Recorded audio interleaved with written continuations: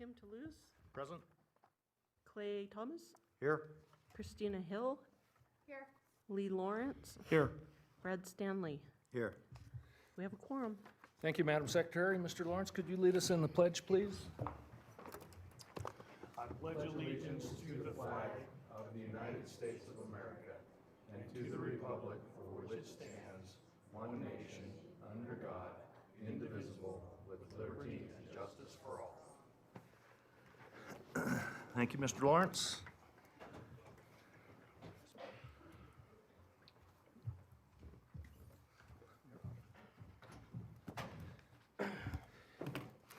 And we'll take item number, I'm going to switch them around a little bit. We'll go with item number 4 first, appeal procedure. Mr. Pelham. Thank you, Mr. Chair. Most decisions rendered by the Board of Adjustment are appealable to the Board of County Commissioners. If you disagree with the decision of the Board of Adjustment and you want to appeal its action, you may do so in writing within 10 calendar days from the date that the decision being appealed is signed by the Secretary of the Board of Adjustment and mailed to the original applicant in the proceeding being appealed in accordance with Washoe County Code. Please call planning staff immediately at 328-6100 for information on the appeal procedure and application fee. Thank you, Mr. Pelham. Mr. Edwards, if we could have the ethics law announcement, please. Board members are reminded that if with respect to any matter or any person coming before the board today, you have received a gift or loan, you have a pecuniary interest, you have a commitment in a private capacity such as a family, employment, business, or similar relationship, or you provided representation or counseling before an agency to a person or entity for compensation within the last year on a matter being considered today, you must disclose that gift, loan, interest, commitment, or prior representation at the time the matter is being considered. And you must furthermore abstain from deliberation or voting on the matter if it is clear that the gift, loan, interest, commitment, or prior representation would materially affect the independence of judgment of a reasonable person. Board members are also reminded that under the Board of Adjustment rules, if you have had any contact outside this meeting with any persons interested in a matter coming before the board today, you should disclose the nature of that contact at this meeting. Thank you, Mr. Edwards. We have now general public comment. Anyone is invited to participate in this general public comment on items either on or off the agenda.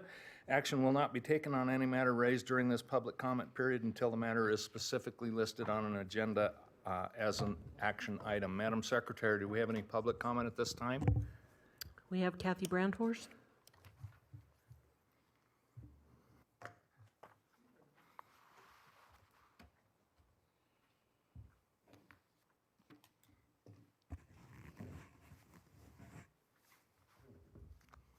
My name is Kathy Brandhorst, and I am the United States President. And I still live in Sparks, but I just wanted to let you know there's still lights put all over the police officers, the sheriffs. They're only there to help us on the 911 telephone calls. And these police officers and sheriffs never have a chance at all. They are ambushed right on the property. They are grabbed like that from the behind. And they are stabbed or bullet holes or maybe both. And because the people who have been evicted still refuse to stay off the property.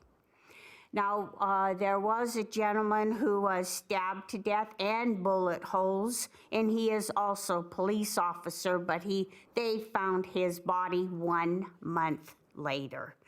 As you can see that they are carrying him off in the stretcher, and they are loading him up in a white car. It's a van, and they told me that they were taking him straight to the Waltons. I don't know if the Waltons ever received this body or not, because I have not heard nothing either from the Washoe County Medical Center across the street or the Waltons. So I have no idea what the condition is with this gentleman. So I just wanted to tell you, that there are Now we're up to about 500 dead bodies on that property. And because these people do get hungry, they devour people even walking in the alley. And it's just people in general. It's also including children, adults that are also devoured in that area because these people are not human at all. And as you can see, the poles and wires are still in that area. They have no gas, no electric, and they do steal the hot water out of my heater, and the hot water is going directly from pipes, from those wires to directly to their home, but they don't actually live there. They are the squatters. They don't live there at all, so they have to steal the gas and electric or the hot water from my place. And I just wanted to tell you, this is not completed yet. Thank you, Madam Secretary. Do we have any other public comment at this time? We have no further public comment. Thank you. We'll close the public comment period at this point. Before we entertain a motion to approve the agenda, board members need to be aware that item 8A, the administrative permit case number WADMIN 1-007 for Classic Tahoe is going to be pushed to our July 11th meeting due to a little mix-up. So everyone needs to be aware of that. If there's anyone here who has a public comment that they need to make, we will afford you the opportunity to do so, even though it's going to be moved to July 11th. So the chair will now entertain a motion to approve an amended agenda. I so move. Moved by Mr. Stanley, Seconded? seconded by Ms. Hill. All in favor? Aye. Thank you. Chair, I'll entertain a motion to approve the May 3rd, 2018 draft minutes. Moved by Mr. Thomas, seconded by Mr. Stanley. All in favor? Aye. Moving on to public hearing items. Madam Secretary, do we have anyone who wanted to make public comment on item 8A? No, we don't. Thank you. We're going to move on to item 8B, administrative permit case number WADMIN 18-0008, League to Save Lake Tahoe Annual Fashion Show and Luncheon, Mr. Pelham.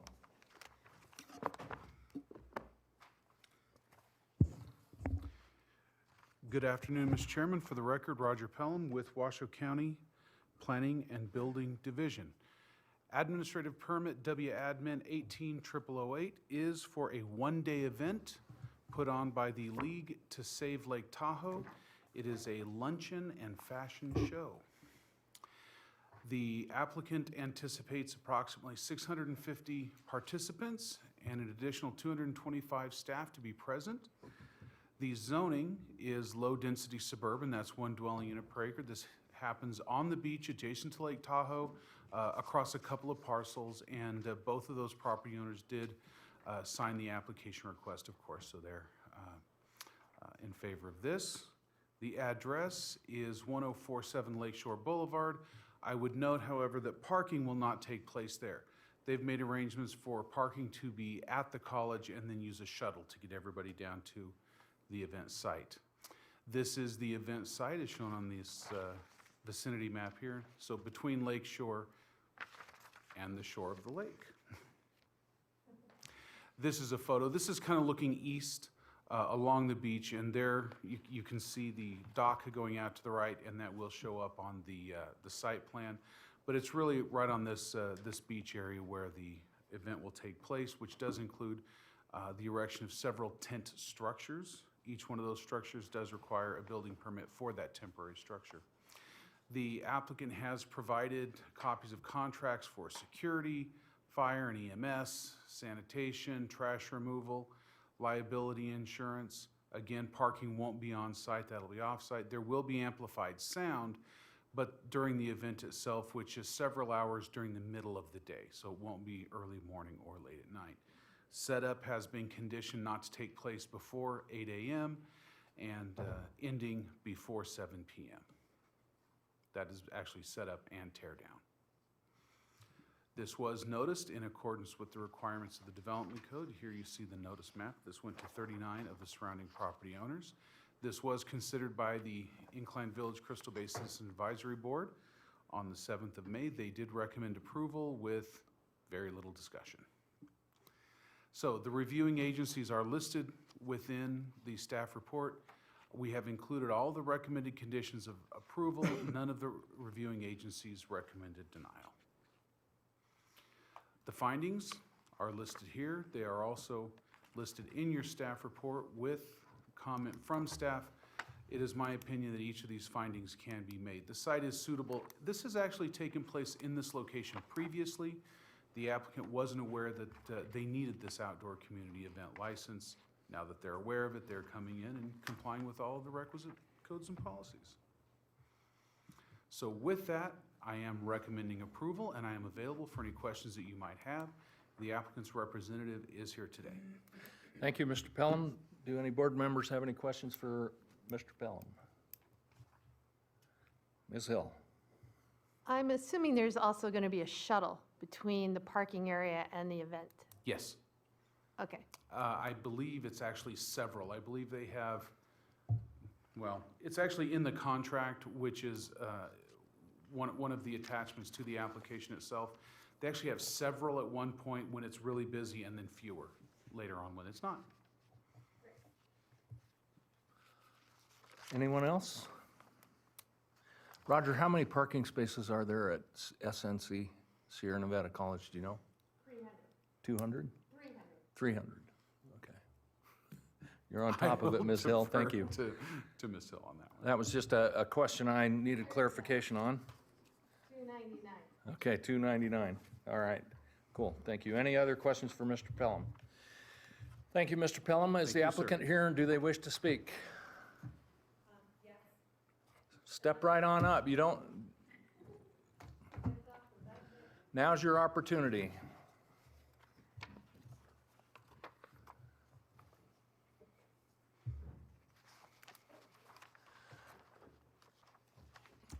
Thank you. I'm Kristen Keene, representing the League to Save Lake Tahoe. This event has a 50-year history, and it's an important part of the League fundraising activity that happens annually. We raise about $1.1 million. That's what we raised last year, and all of it goes to protecting Lake Tahoe. So we appreciate the opportunity to present the application, and we look forward to your approval. Thank you. Anyone have any questions for the applicant? Thank you. Thank you. All right, before we bring it back to the board for discussion, we'll open it up for general public comment. Any public comment on this one, Madam Secretary? Yes, we have Kathy Brandhorst.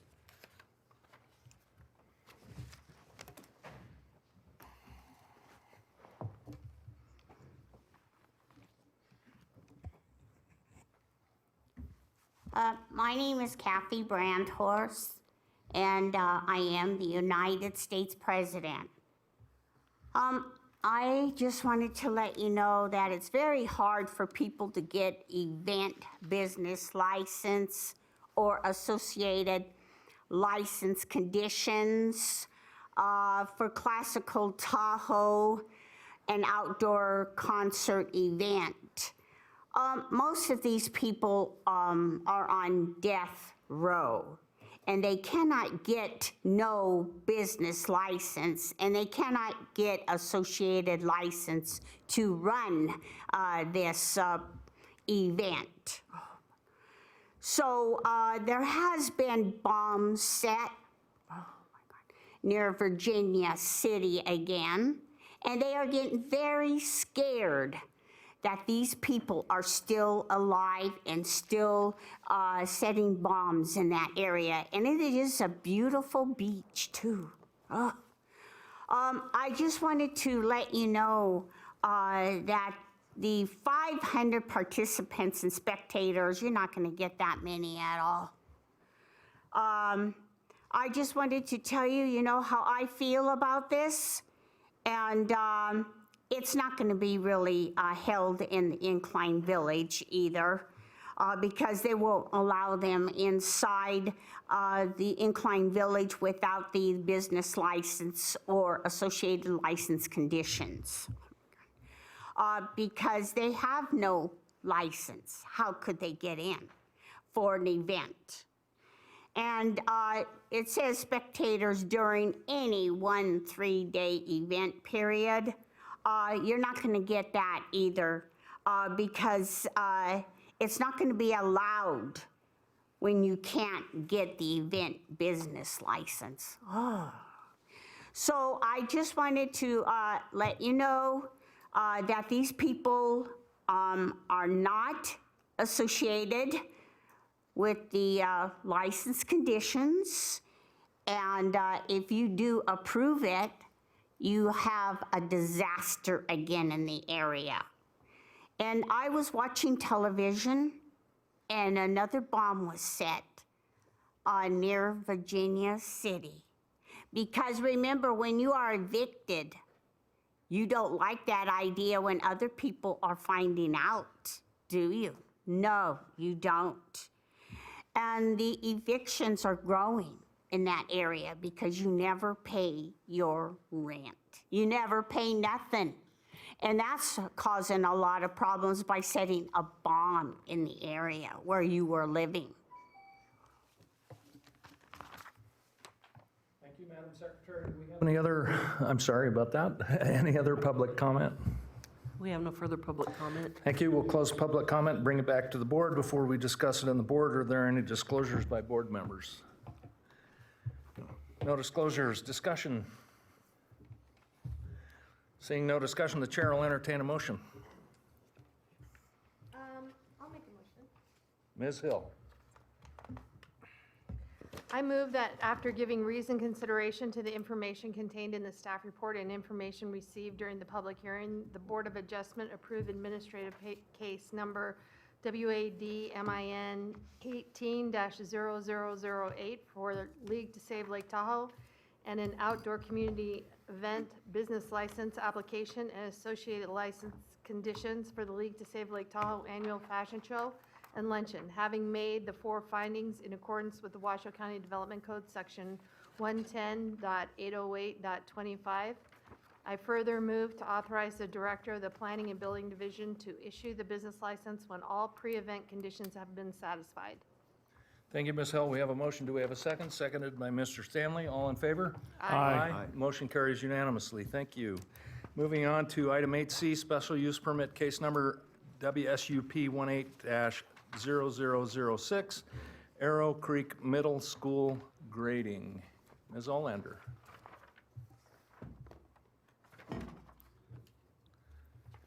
Good afternoon, Board and Chairman. I'm waiting for my slides. I know Donna will get them up. All right. Good afternoon. This is a special use permit for the Arrow Creek School for grading only. It's WSUP 18-0006. This is an application requesting to grade an area of approximately 28.4 acres with 247,980 cubic yards of cut and 251,748 cubic yards of fill. And also to allow slopes greater than 10 feet in height to facilitate the construction of the middle school. This school site is located on Arrow Creek between just west of Thomas Creek. It is currently a vacant site, had been under the U.S. Forest Service. They are still in possession of the land, but the school district is working with the Forest Service. The land, I believe, is supposed to become school districts in July, and the applicant can speak to that more closely. This is a basic layout of the school and of the site. You can see where the buildings are and also where the play field are. And here's a slope analysis. The green is slopes of 15% and the red is of 30. I don't think there's any pink. I'd have to have the applicant explain, say if there is. Here's another show of the grading map. Sort of hard to read, but you can see the darker lines are where more of the walls are going to be located. As I said, this is a special use permit for grading, which is allowed in any of the regulatory zoning areas. This project is zoned low-density suburban, LDS, and the site meets the requirements of requiring a major grading permit, which basically is because of the area, the volume, and the slope, and it requires the approval of the Board of Adjustments. As I said, the site is vacant, basically with native vegetation. There aren't any trees on the property. The applicant is requesting to vary the natural slopes by more than 10 feet in elevation. They are not proposing to import or export any material. The grading will be screened from the public view, the roadways and neighboring properties with extensive landscaping. That includes 566 trees, 2,492 shrubs. The school district has worked with staff to create this plan, and part of the southwest area plan requires a undulating naturalist appearance by creating a variated I'm not going to be able to say this, curvilinear contours and grading to complement the original contours of the area, and that has been, that's how the walls are laid out in a curvilinear pattern. Condition of approvals have recommended other aspects of other impacts to this site. 4 of the 22 reviewing agencies did provide comments, and they are in your conditions of approval. The abutting properties were noticed. Legal notice was also posted in the Gazette Journal. Project was also presented to the CAB on the 3rd.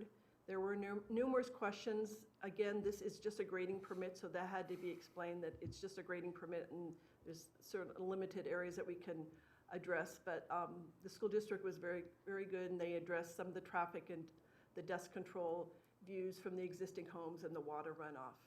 CAB did recommend to move this application forward to the Board of Adjustment. I did receive 1 email, which is included in your staff report. After the staff report was completed, there were some concerns from the school district, and so we have added 3 additional conditions, basically concerning blasting. If they do have to do blasting, there are a lot of rocks in that area, so that's covered in condition 1. Condition 2 is about construction hours. There is a concern about the pouring of the concrete slab.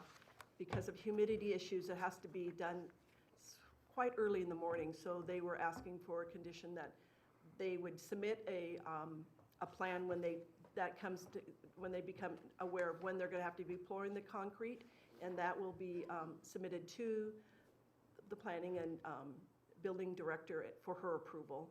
And then also the construction noise will not exceed the 65 decibels at the property line, and then the trucks will have hush alarms on them, so that beeping sound will be kept at a minimum. So those are the 3 additional conditions I would recommend to add to the motion. Staff was able to make all the required findings. That's detailed in your staff report on page 11. And here is a possible motion.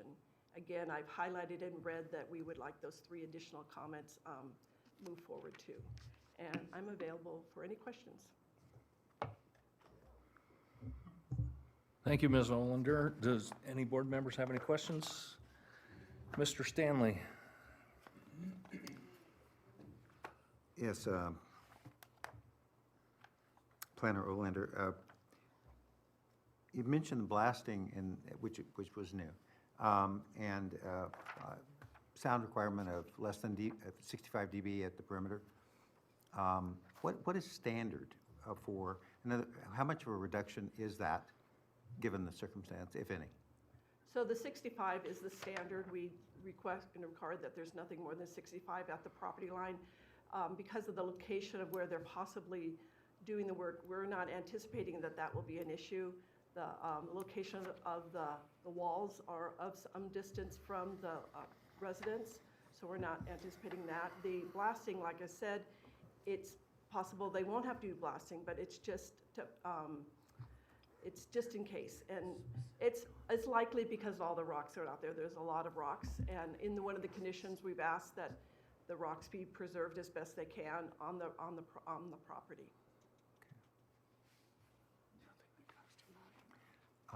Some of these other questions kind of follow some of the cab. Okay. I've broken them up that way a little bit. On traffic, is there any anticipation of the number of, and forgive me if I missed it in the report, which was excellent, by the way, and quite comprehensive. Was there any mention of the number of trips that would actually be in and out by primarily by the construction equipment, but also by the workforce? Is there an estimate there, since there's obviously a great deal of traffic at certain times of day, particularly around Arrow Creek and Thomas Creek, given the other schools that are there in the area? So the schools that are Sage Ridge and Huffacre that are west of the school, they access off of, I'm gonna have to go back, Crooked, I'm forgetting my street names. Arrow Creek. Anyway, they're accessing off at not Thomas Creek, they're accessing off the street to the west. Crossbow. Yeah. Crossbow. Crossbow, thank you so much. And so we're not anticipating that there's going to be increased traffic. I was not provided numbers. I think that will be managed somewhat through the building permit.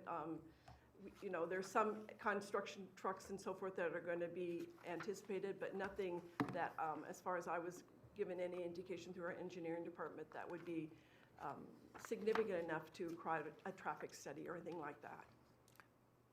And this is just a grading permit, so we can't really look at traffic. We can only look at the grading and what the grading requirements are in our code.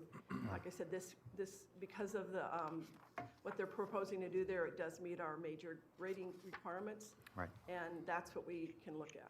And the traffic I was talking about was actually the traffic for the graders. The graders, So, yeah. the heavy I'm not equipment. anticipating, I've not been given the impression from the school district, and as I said, nobody has been, there's not been a concern of that at this time. I think there was in the cab, if I read it Well, correctly. the but- cab, I think, was more concerned about the traffic on Thomas Creek and the increased traffic from the school itself. From the school itself. But as we tried to explain at the cab, That's later. the traffic can't really be addressed in the special use permit doesn't give us the scope to address traffic. And I did speak to our traffic engineer here, Clara Lawson, about it and asked her at what point that would be addressed. And she says they have had conversations with the school district about traffic and what the possible needed ways to mitigate the increased traffic Great, might be. and I appreciate that. I was confining my questions, though, to the grading process itself and the traffic associated with that. I kind of pursuing that a bit further, is the grading and construction equipment, is that planned to be staged on-site then? My understanding it is, you might ask the applicant a little bit more about Okay, that. sure. Be happy to. There was some question I noticed in timeline of ownership, and you mentioned that it looked like June, July timeframe. Is that when the quit claim is probably going to take place? That's my understanding, and again, I'd probably refer you to the applicant. Applicant, okay. And one last question for me on this round before Yep. Before I Go get ahead, cut off. Mr. Stanley. Yeah, thank you. What is a director's modification? So there are certain applications that come in that want to modify either parking and landscaping. I believe they also can modify grading. It's an opportunity for the Director of Building and Planning to modify some of the standards. It's an application that we have online that's just like a special use permit in some respects. It doesn't go before a board. It's done in-house, internally.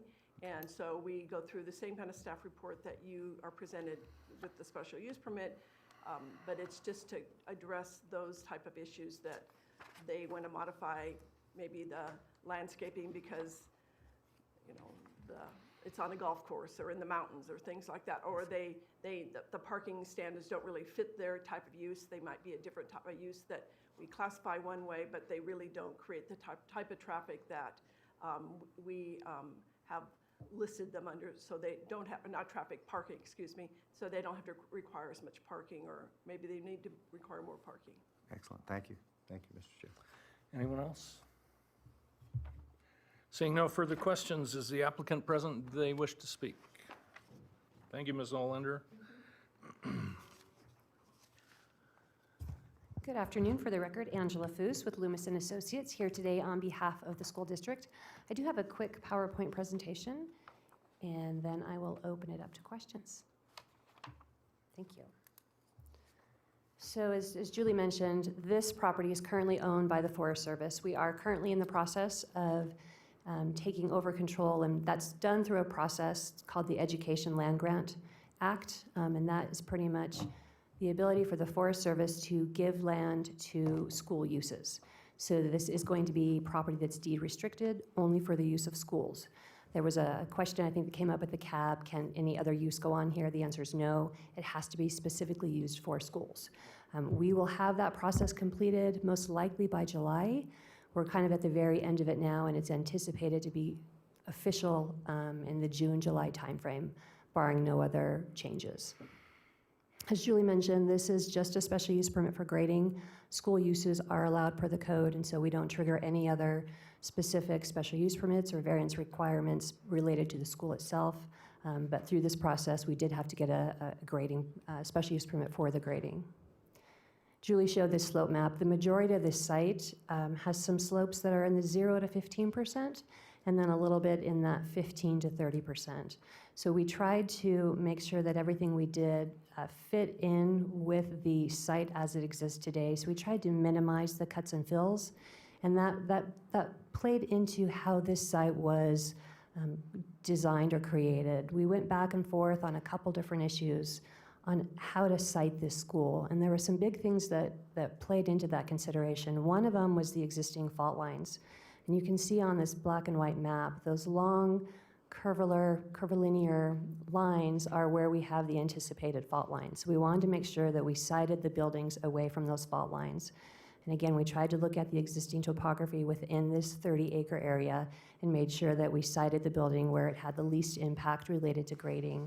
And then as part of the Southwest Area Plan, one of the comments in there in terms of policies is not to have these engineered walls and try and make it more of a design that fits in with the natural topography. And that's that great word that I hate saying, curvilinear design. That's where that comes into play. So the intent is just, again, not to make it look like a manufactured, engineered design, but make it look like it's something that just fits in with the natural grade. And then again, we tried to just minimize how much cut and fill we had to do so that we can balance the site. As part of the landscape plan, we did go really above and beyond in terms of how much landscaping we added, and that was mostly to help screen what you see. So it's an open site right now. There's nothing on it. We wanted to help maintain that look as much as possible, so we put in over 500 trees and a lot of shrubs. As you can see on this plan, all of that's basically to help screen where we have any roads or buildings, and also to protect those residential units on the backside there to the north. I think beyond that, most of the questions, I believe, Julie answered from Commissioner Stanley, but I am available if you have any additional questions. Thank you. Any questions? Mr. Thomas. Thank you. Ms. Foos, can I ask you a question, please? According to the documentation, you're acquiring the land from the U.S. government through the, I believe it's the Educational Land Grant Act. Mm-hmm. And you're almost at the finish line, but they haven't done the quick claim yet to take possession. If the board approves for the grading, do you plan on conducting that operation prior to actually taking ownership of the land? No, part of the agreement, because they don't officially own it, is they can't do any work on the property until that happens. So we're hoping to be able to start construction this fall. Once we get through this process, we still have to go through the building permit process. So there are a couple additional steps that will happen before we can actually start any work. Thank you. Anyone else? Mr. Stanley. Just, if I may, following along with the last question. So June, July for the quitclaim deed, then grading, which is anticipated to take about how long? Oh, gosh, that will likely take, I would say, probably 4 to 6 weeks. And it's probably going to be longer than that now that I say that out loud. There's a couple things that take place as part of the grading. So more of the, the geotech report, they have to go out there and do some of the work that they do. So there's a lot that takes place before the actual construction grading, all the staging and get everything ready. So that piece will take, I would say the entirety of that will take a couple months.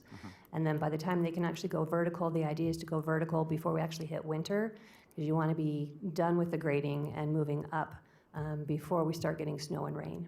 Great, so the fine grading and the going vertical is going to be hard on this project then?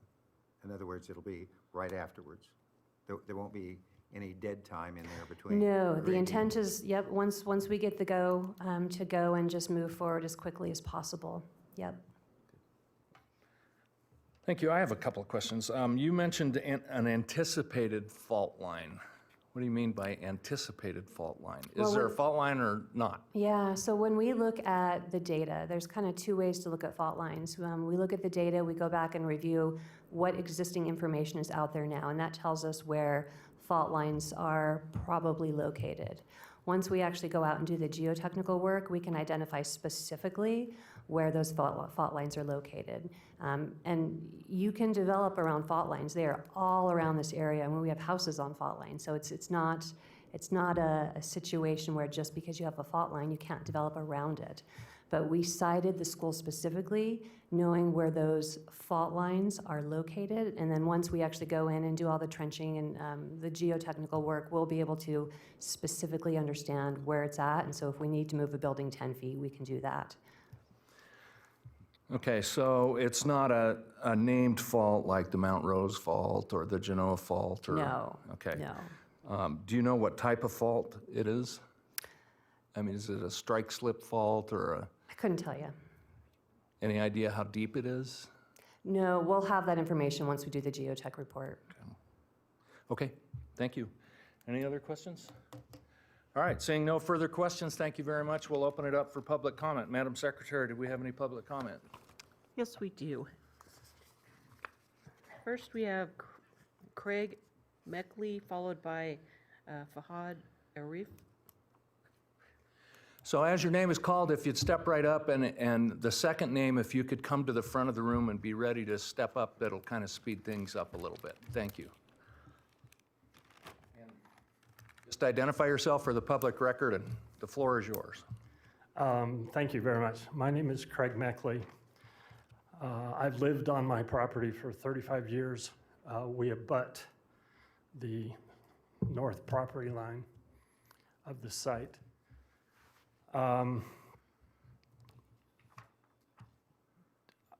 Just for your information, there was no master plan in place when I purchased the property.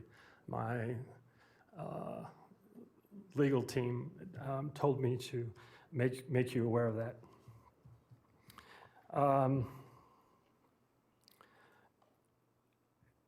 I said earlier that I was an adjacent property owner. I abutted the property. I am a licensed landscape architect, and I have been for 35 years. So I know a little bit about water. I do not feel that the site can be correctly graded in order to alleviate the water runoff and flooding that I've had on my property since I've lived there. I believe it's the decision of the civil engineering firm Odyssey, Frank Beedart, and Washoe County School District to install a detention pond to collect the surface runoff water. And that detention pond is going to be located right above my property. Sorry, I'm undergoing cancer treatment and it's affecting my voice. I apologize. You're fine. Take your time. That detention pond, based on my 35 years of living there and my landscape architect license, is going to fill up. At some point, once it fills up, it's going to overflow and it's going to run through my property. I do not think that if the school district wants to build, that they should be able to build without alleviating my problem. If any of you lived on my property and someone was going to build a pond above you, there was a earthquake fault line and/or the noted water amounts that we can get coming down off that hill, literally 4 feet wide, 3 feet deep. And I will state that Adam Searcy with Washoe County School District and also Frank Beadart with Odyssey have made an appointment with me personally to meet at the site. And I appreciate that very much, to try to see if we can figure out some way to alleviate the issue. But that appointment is not until next week. So this, in my opinion, this meeting is a little bit premature because I, as a homeowner, haven't had the opportunity to figure out what they're going to do. And I don't want to get lawyers involved. I just want, I want it fixed. Need you to finish up. Thanks. Thank you. Next is Fahad Arif, followed by Dave Keys. Good afternoon. My name is Fahad Arif. I'm a resident of 14050 Moonrise Court in Settle Home community. I'm not in favor of this project, to be honest, because like it shouldn't personally affect anybody. I bought this home knowing it's a retirement community. 7 years ago, I bought it. So when they came up with this plan, I wasn't even totally notified about it. It was just a BLM land. It's a forest land. It was preserved for certain reasons. They don't want to declare why they want to take it away. No environmental studies have been done on it. There's no traffic, like how are they going to deal with the traffic? It's just a 2-lane coming from Arrow Creek merging into Thomas Creek. So, it affects me personally by blocking my view. I paid premium price for my lot, so it has a wide, like 180 view. So I don't think this is feasible. Like, we own several properties in Midtown. We paint them every second year. There's no now where we live in Settlehorn, there's no pollution. I haven't painted in 7 years. I don't want to be the one dealing with the noise pollution. I don't want to look at a warehouse building sitting in front of me just because, I mean, don't get me wrong, I'm not in denial like the community might need a school, but there's plenty of other sites they can get. This is a preserved land. It was preserved for a reason. There's no environmental study being done. And marijuana legalization is bringing in a lot of money. They can get some privately owned land. They should not build on this site. That's all I have to say for now. Thank you. Thank you. Anyone else, Madam Secretary? Next is Dave Keys, followed by Kimberly Gomez.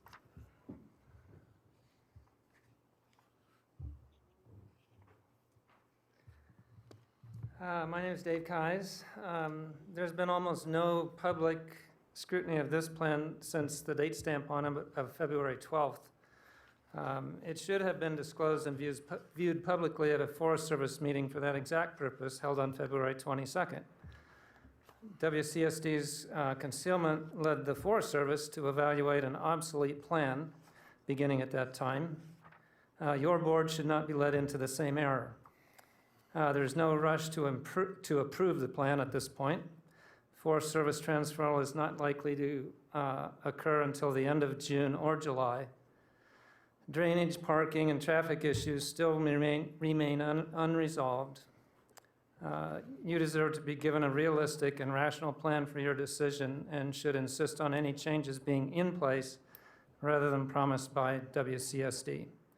We just brought up the seismic tests that still need to be done, and those could move the school.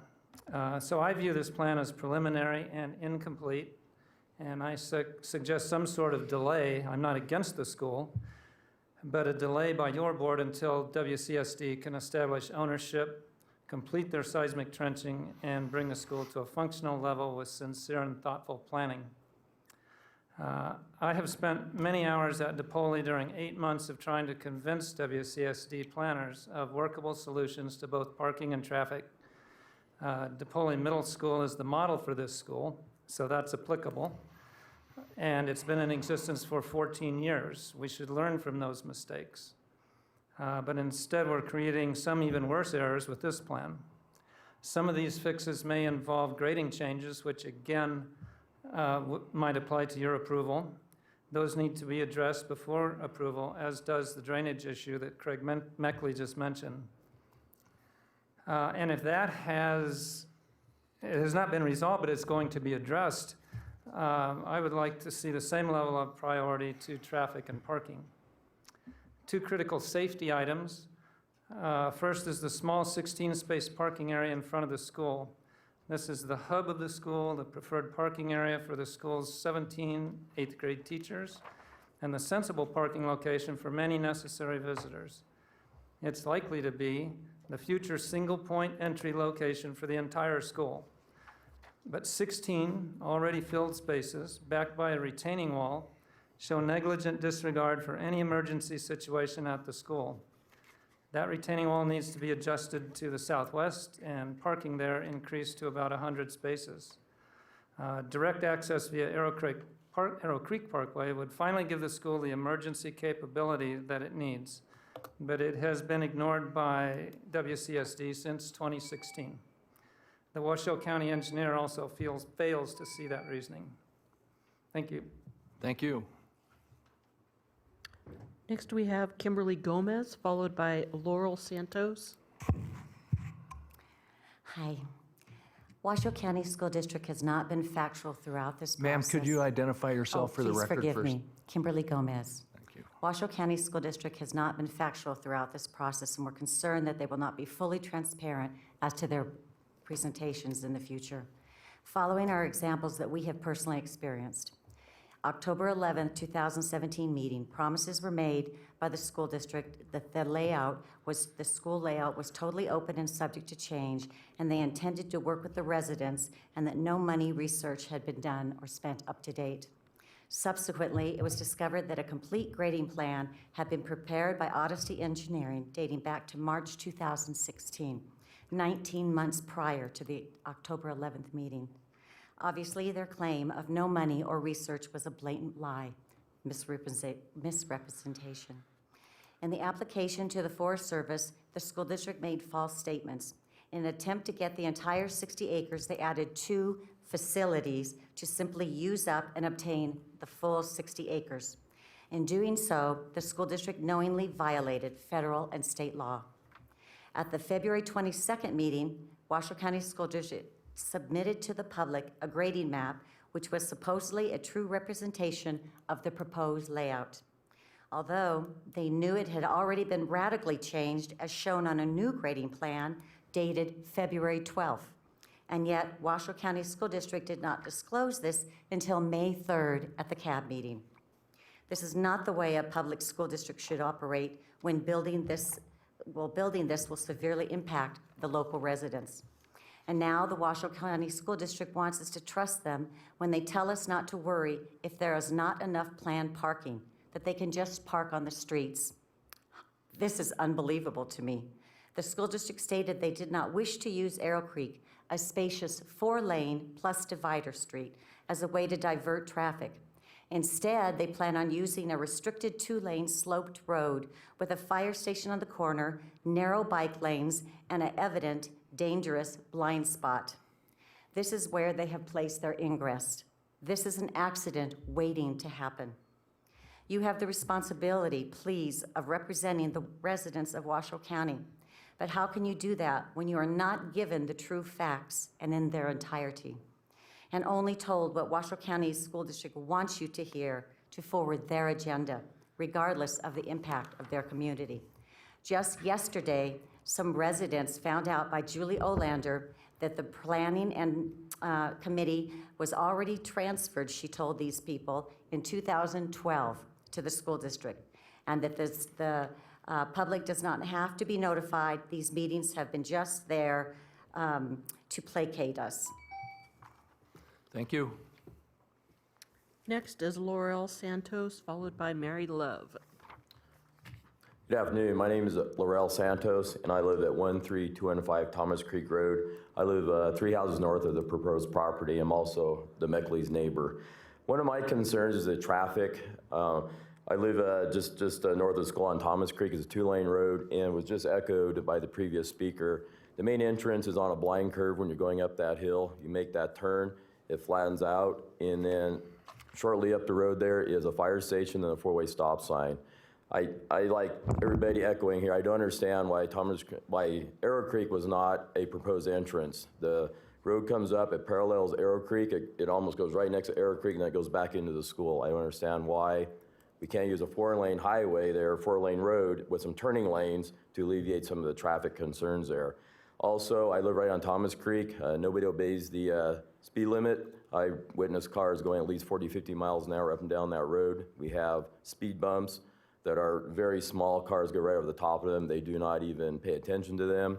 Even with a 15-mile-an-hour school zone there with that blind curve, kids, people coming out, there's going to be a lot of accidents. And I have some big concerns about that, especially in the wintertime when we get snow and ice on that road as well. People coming down that road, they cannot stop. I have witnessed people actually hit the stop sign at the road going to the east there. They've actually ran right into the stop sign from the ice there.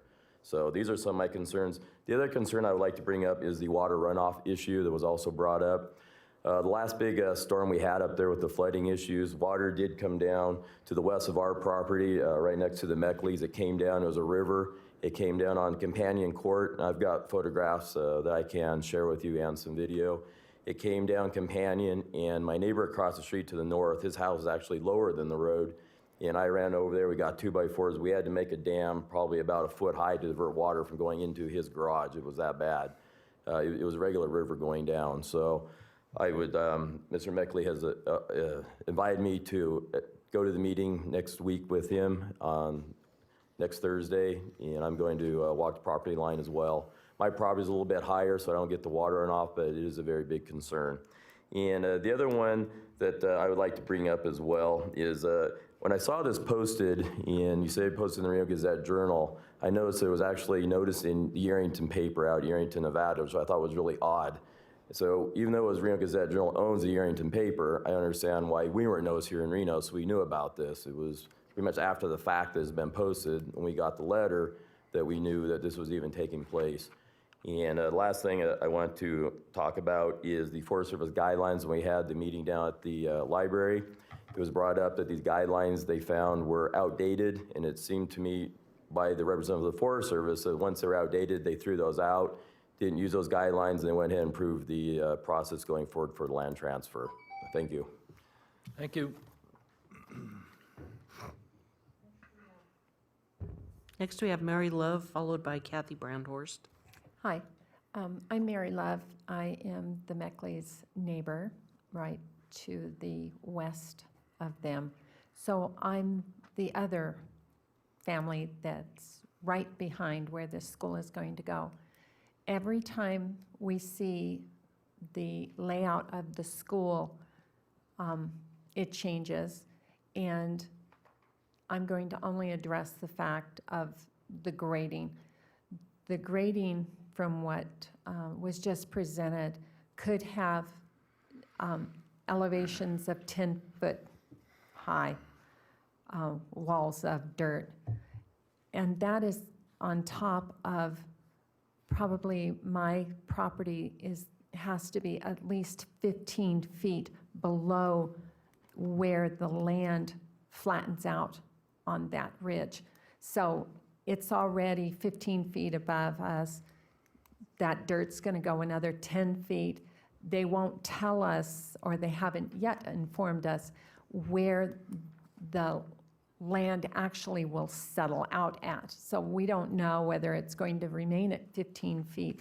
But if it does, and the building is directly behind us, all the dirt that would have been absorbing the rain and the snow and the water that comes into our yards will be increased, because there's going to be nothing that's going to stop it. I've been reassured that, there'll be a wall that will stop it, but I know that walls only will stop a certain amount, and then water will find its own way under walls. So I am very concerned about how this school is being laid out. I've been told there were 3 fault lines. 2 fault lines, 1 fault line. So I don't know how many fault lines are there, but I can tell you that I have been shaken out of my bed from the last earthquake we had that was a couple of miles away from where we live. So those fault lines are there, and it's going to be a problem. So my concern is what's going to happen. They're talking about blasting. We've dealt with the rocks in that area for 35 years. We know how many rocks are up there. We know about major rocks that are already there and visible, let alone what's going to be found underneath when they actually do start the grading. I'm very concerned about them blasting, you know, right in back of my home. So there's a lot of concerns. Thank you very much for your time. Thank you. Next is Kathy Brandhorst.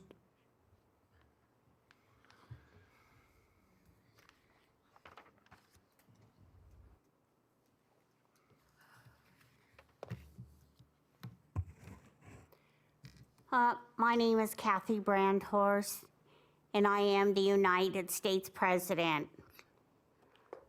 I just wanted to let you know that school is out. But there are a lot of lawsuits against people in the schools with machine guns. The bullet holes, the blood and flesh are left in all the rooms of the school.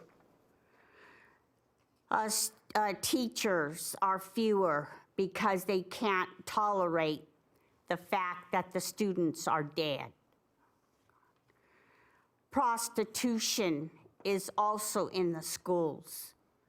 Prostitution they don't want to be in, so they run away. They take off running, but they are brought back after going to another city. They cry because this person is still bringing them back after they left the city.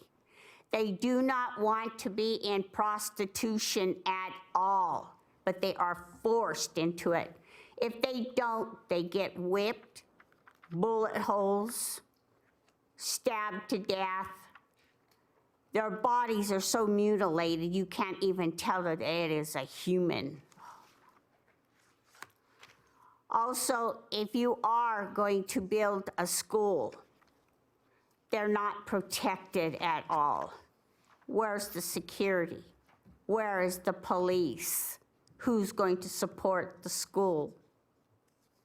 I don't see this at all. Pocket the money because you're just going to put a building there and it's never going to be used at all. I just wanted to tell you, you know, I don't feel very good about another school being built, especially in this area right now. The children are not safe. They feel very unsafe with adults pushing them around, shoving them around. Even I saw this mattress in the alley where I live on C Street, full of blood and flesh. The police didn't even, you know, come out to test the blood and flesh on that mattress. But I heard later, maybe a couple of weeks later, after they decide to test the blood and flesh, it was prostitution.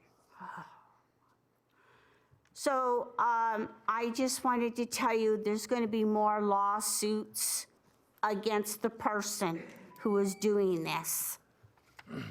Thank you. Anyone else, Madam Secretary? We have no further requests. Okay, thank you. Ms. Olander, could you step back up for a moment?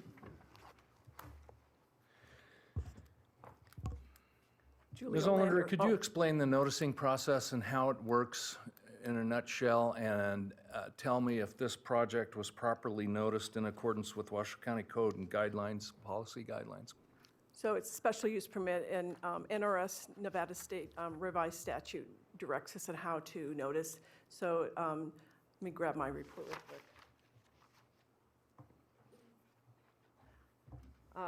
So we noticed, according to that, so we noticed 750 feet from the property, and I believe there were 39, 63, oh, I did just look at that.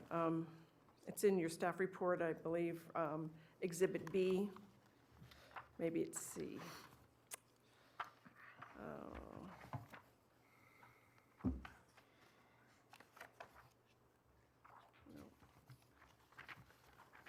So there's a noticing that goes out to those individual property owners that are within that district.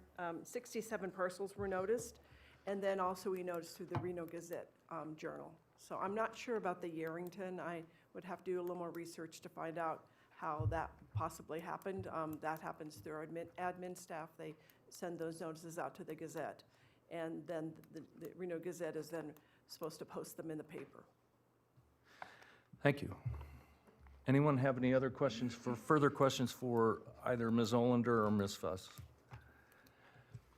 Okay, seeing none. I do, real quick. Okay, Mr. Lawrence. This is for Ms. Foos. Question regarding understanding that there will be detention ponds, is that correct? Correct. So And- the site right now pretty much is vacant, so everything just sheet flows across the site. And anytime you build anything new, you have to make sure that you're not increasing the drainage off your site. So in order to do that, you have to capture that stormwater and slowly release it. So we put in a detention pond. So this is actually making the situation better from what exists today. So right now, when there's a big storm event, stormwater comes off this site and just goes into that neighborhood. We'll be able to capture it in a detention pond and then hold on to it so it slowly releases. So when you have those big storm events, it's not, I would say, a big amount of water coming off. It's being slowly released. Okay. Also, the size of the detention pond, what's the acre-feet holding capacity of that pond? It's about, I believe, 1.27 acre feet. 1.27 acre feet. Well, over 91.46 acres divided by 12, that would be 7.6 acre feet minimum to hold the 1-inch watershed from Well, that site. And it's all basically, it's an engineered mathematical. So you look at how much water is coming off now, so existing conditions. And then once we put in parking lots and building, how much increased water is going to come off. So we have to hold that increase. So it basically captures that. As one of the members from the public mentioned, we are meeting on site with the engineer and with some of the neighbors, and we're going to look at it to see if there's anything in addition that we can do to not only, help this situation, but if we need to increase that detention, are there other opportunities that we can look at to make their situation better impacted? Just by putting in this detention pond, it's making their situation better already. But are there things that the school district can do in addition to that to go above and beyond what the code requires? Well, and my concern is when you say making the condition better already, when you have asphalt rooftops, irrigated landscaping, essentially installing impervious areas or areas that will receive irrigation, so they're less pervious in a sense, permissible to water infiltration. It seems like there could be a greater drainage issue with this property site.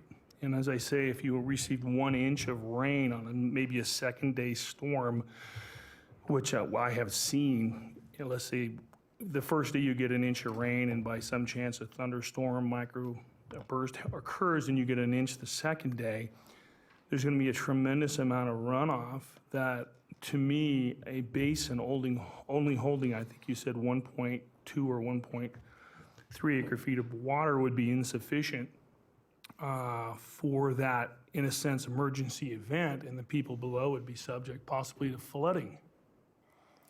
Well, and the way it works is we look at the 100-year peak event. So everything is sized according to that, and that's a standard per the code. So we meet that standard, but again, we're looking at trying to come up with solutions to exceed that as well. The idea is we don't want to make the existing situation, we want to improve the existing situation, first of all. By code, you can't make it any worse. So that's the bare minimum that you have to do. Take the existing stormwater runoff and don't increase it.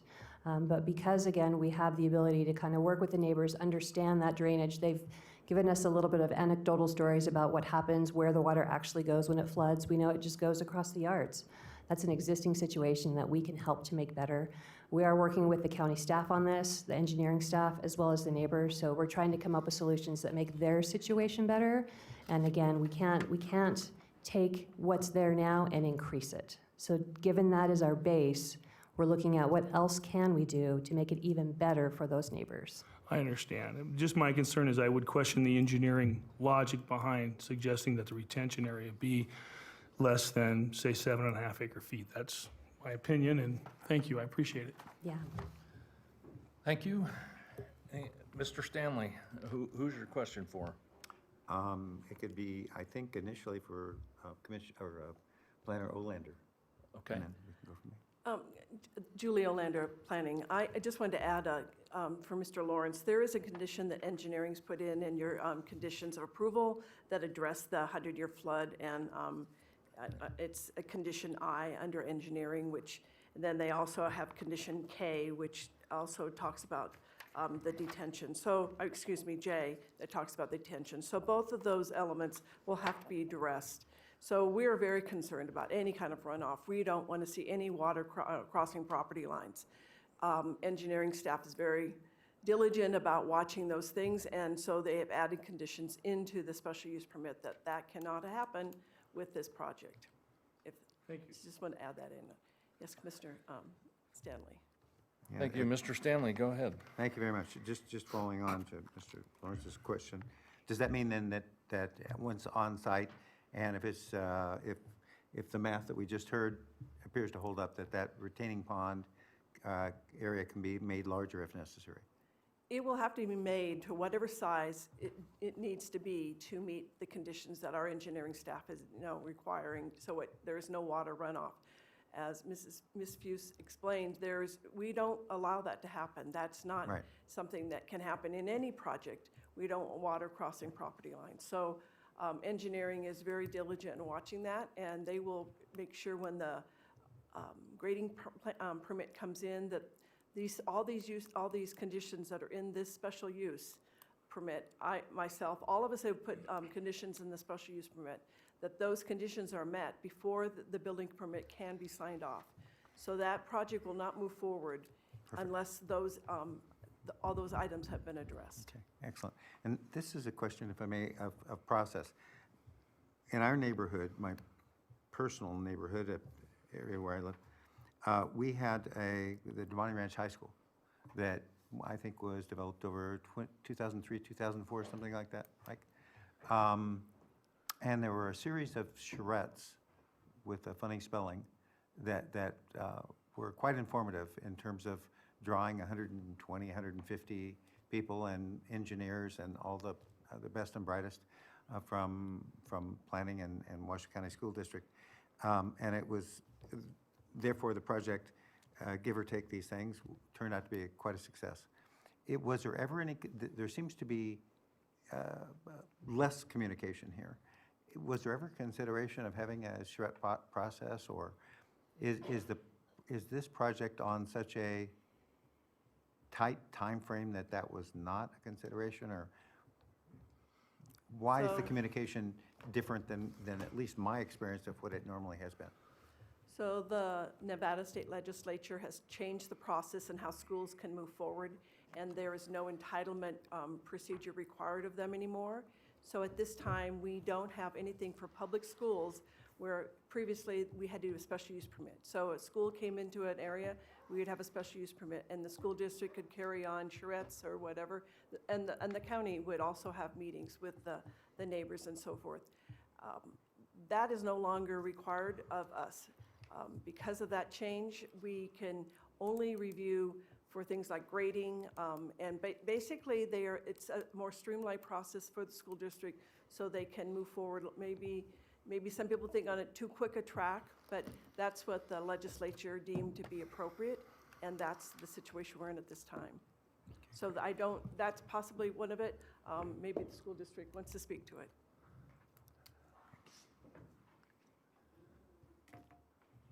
Hi, good afternoon. My name's Adam Searcy. I'm with the Washoe County School District. I would like to just briefly touch on your point, sir, regarding the public interaction. There have actually been 4 public meetings associated with this project thus far. One specifically hosted by the school district to engage initially with the public, 2 hosted by the Forest Service.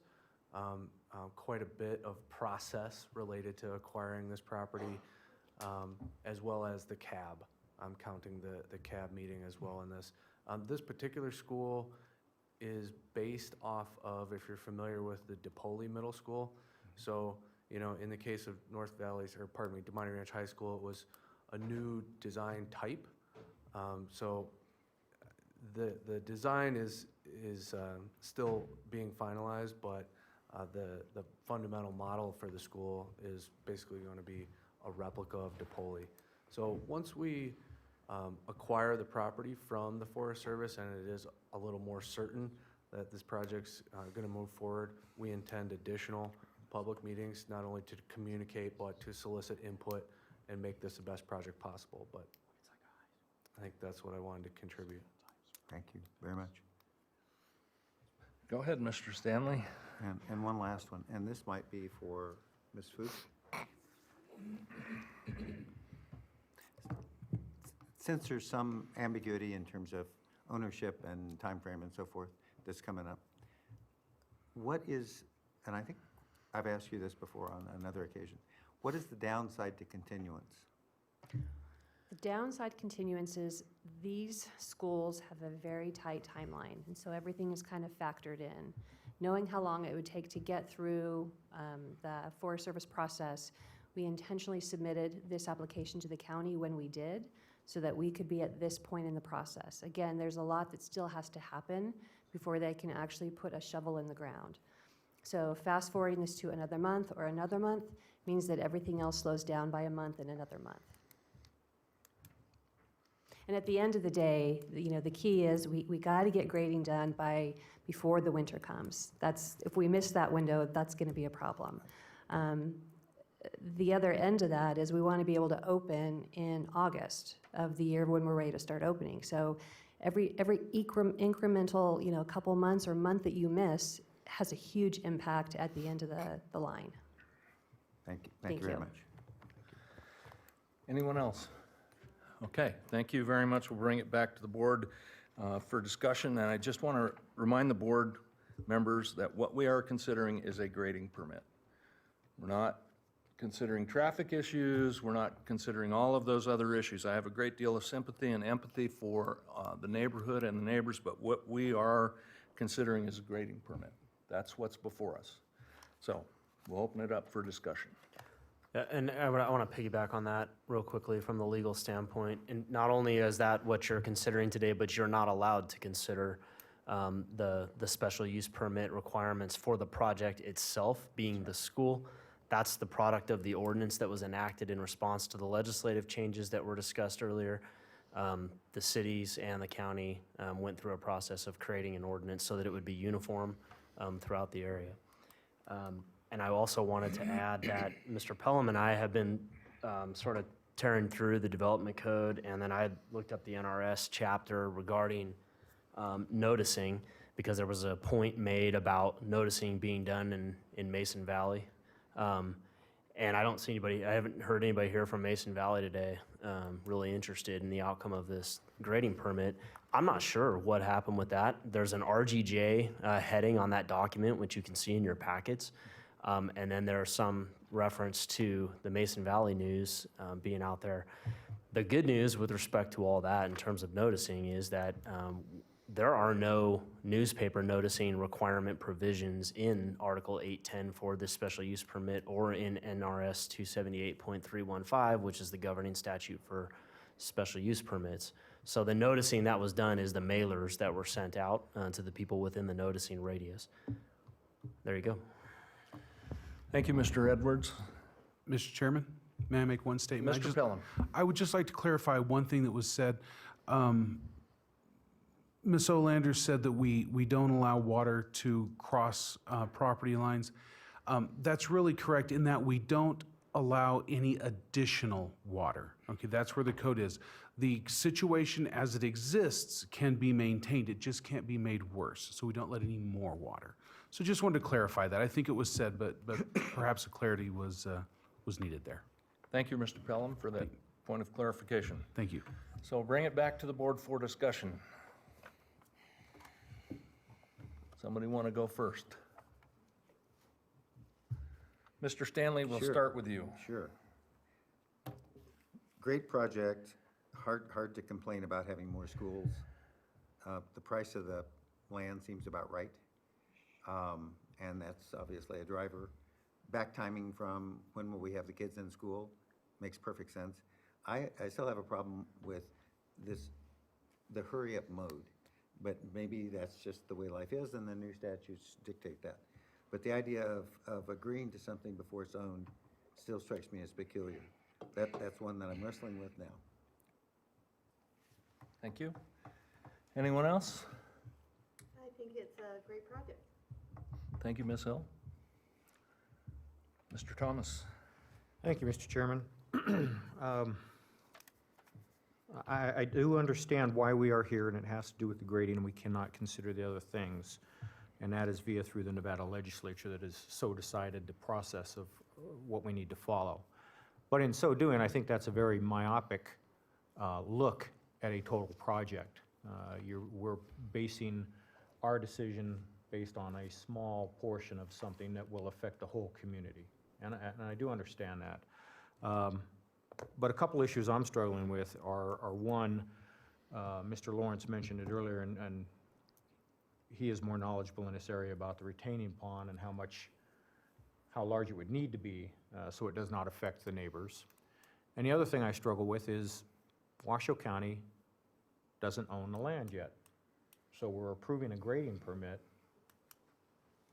for something to happen where it hasn't been finalized. So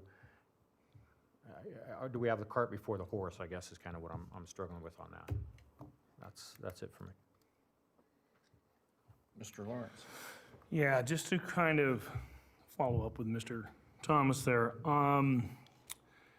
Yeah, I do have a few concerns regarding, as I mentioned here, and I think Mr. Santos, Ms. Love, and Mr. Mackley also echoed their concern regarding water retention and whatnot. Ms. Foos, thank you for taking my questions. I appreciate that.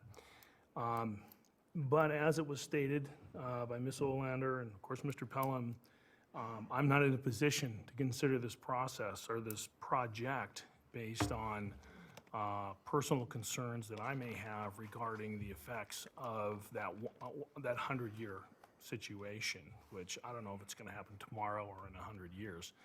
I hope that the people that are putting this all together and engineering these things are considering the fact that the runoff could be extensive and could in fact affect these people. I hope it never does, but I hope the engineering is correct and addresses all of that. With that, that's all I have. Thank you, Mr. Lawrence. This board is often constrained by law and code at what we can look at, and what we can consider, and how we can consider it. And sometimes we don't like it very much. But we have to abide by the law, we have to abide by the code, we have to abide by NRS. I think overall it's a good project, and I think that the questions that a lot of the neighboring property owners are asking can be addressed. And I would ask that the school district consider their questions further before actual construction takes place.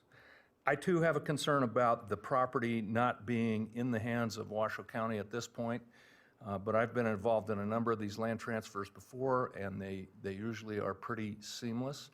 Ms. Foos also made the statement earlier that no grading or work will take, minimal work will take place prior to the land transfer, which is on track for June or July. So while I have a great deal of empathy and sympathy for the neighbors, I think overall it's a good project.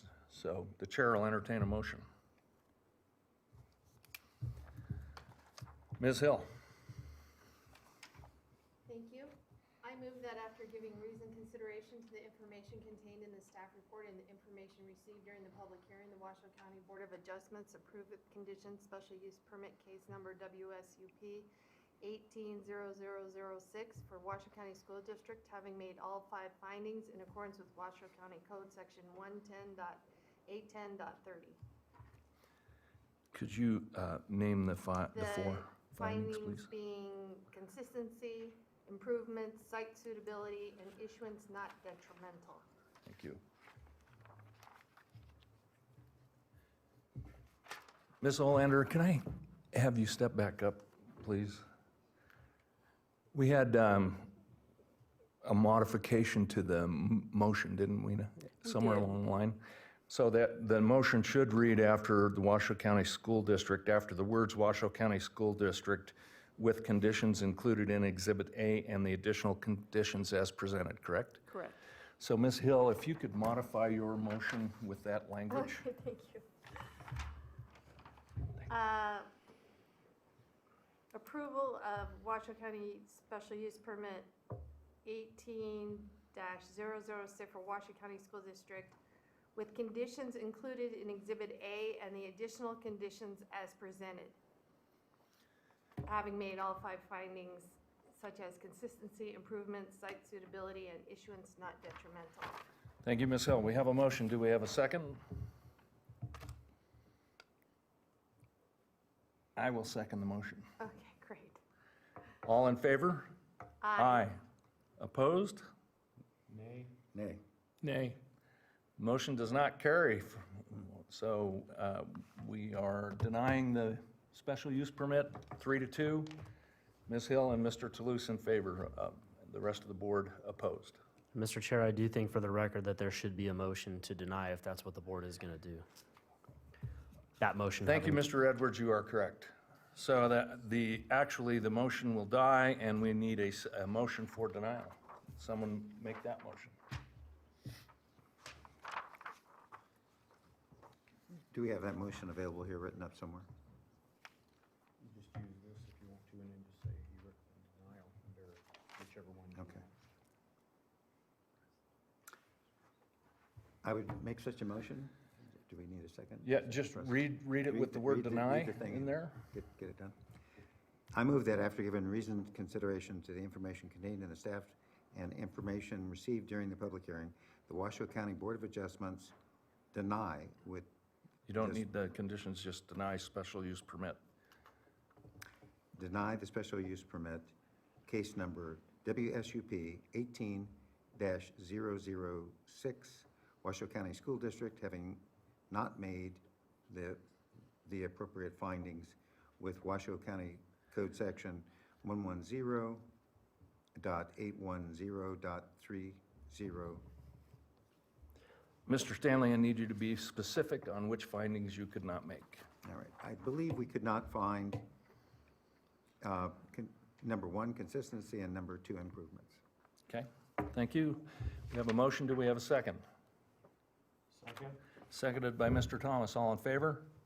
Aye. Opposed? Nay. Nay.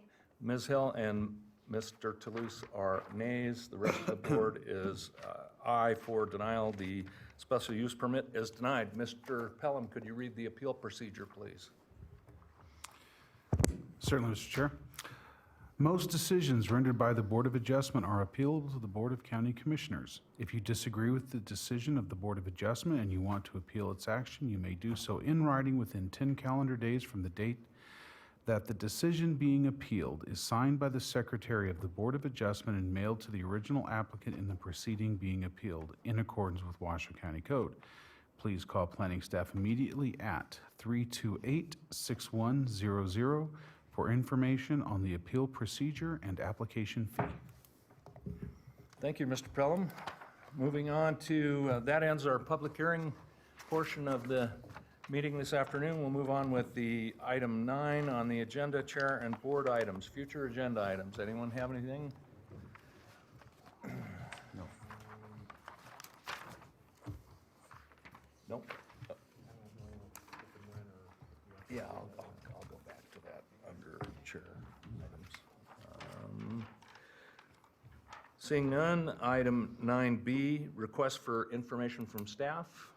Anybody have any requests for information from staff?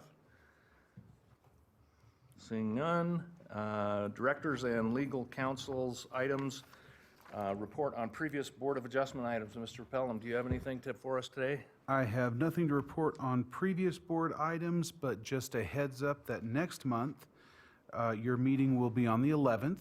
That has been sort of pushed back a week in the month, pushed forward an hour, so it will begin at 12:30 in the afternoon rather than 1:30. And it looks like we're going to have a pretty full agenda, so we're going to try and be efficient. Thank you, Mr. Pelham. Item 10B, Mr. Edwards, any legal information and updates? Nothing more at this time. Thank you. And we need to actually go back to the approval of the draft minutes. It was brought to my attention that the actual minutes are, say, approval of April 5th, 2018 draft minutes, and the agenda is actually approval of the May 3rd, 2018 minutes. And I believe that that's just a typo error. I think it should be the May 3rd meeting. If my memory is correct, that's what we talked about in the May 3rd meeting. So, Madam Secretary, if you could make that correction in the draft minutes. Thank you. And general public comment. Do we have any general public comment, Madam Secretary? Yes, we do. We have Dave Keys, followed by Kathy Brown-Torres. Dave Keyes, one more time. I would like to thank all of you for listening today. It was a diverse crowd, pro and con. I think my main concern was the approval of a plan that still had a long way to go in being finalized. Some of my points that I didn't get to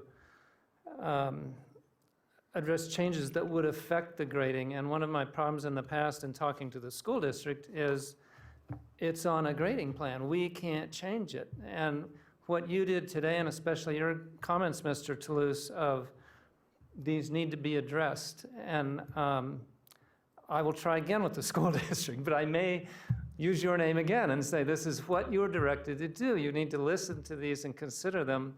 I think it could make very positive differences in the school, reduce the amount of grading, and make it a much safer place for students and teachers who are going to be there for decades. This is not just a 6-month do we or don't we kind of a thing. It applies for a long time.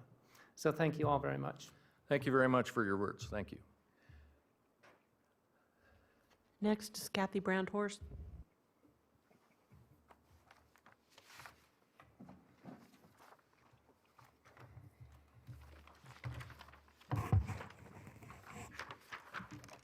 My name is Kathy Brandhorst, and I am the United States President. There has been a lot of complaints about semen. It was stopped in this area and other areas of the United States, and it has also been stopped around the world. Semen is not what you need for your body. Rape. There's been a lot of rapes in our area on C Street in Sparks. There has been a lot of babies delivered on C Street in my area. And there was also MRI stuck again into my living room in my apartment, and those MRIs were supposed to have been removed a long time ago, but they're still there. They do keep the MRIs invisible on my property, and they're not supposed to be there at all. There is a correction. I'm stated that there are 500 dead bodies. I just heard today that is now 950 dead bodies on this street of C Street in Sparks.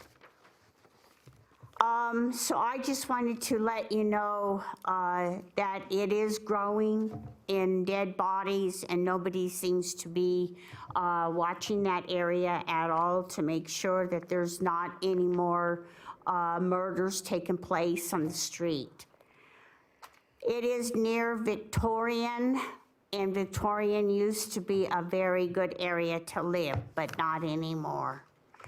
They destroyed the whole entire area where I live now. It's scary. We can't even walk out at 10 o'clock at night because we are afraid of machine guns, bullet holes.